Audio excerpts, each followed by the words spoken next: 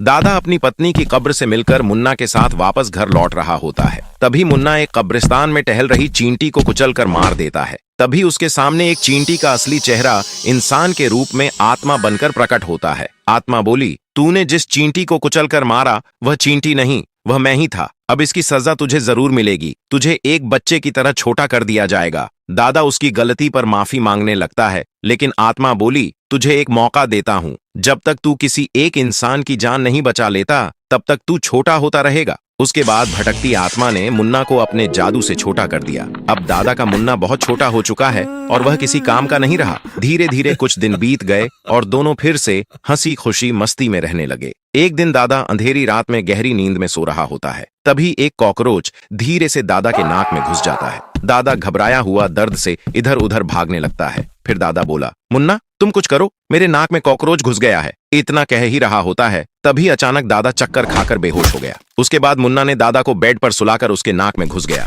वह अंदर जाकर हर कोने में उसे खोजा, लेकिन कॉकरोच कहीं दिखाई नहीं दे रहा था। बड़ी मुश्किलों के बाद वह उसे ढूंढ निकालता है और पकड़कर बाहर ले जाता है। उसके बाद मुन्ना दादा को मौत के मुंह से सही सलामत बचा लेता है। फिर दादा ने मुन्ना को ढेर सारा प्यार दिया और मुन्ना खुश हो गया। मुन्ना और दादा बात कर रहे थे, तभी वहां आत्मा प्रकट होती है और बोली, मुबारक हो, मुन्ना ने तुम्हारी जान बचाकर अपना रास्ता खोल लिया है। उसके बाद वह आत्मा मुन्ना को उसके असली साइज में बड़ा करके गायब हो गई। वीडियो को लाइक, सब्सक्राइब करके कमेंट में बताइए, क्या वह आत्मा ईमानदार थी या नहीं।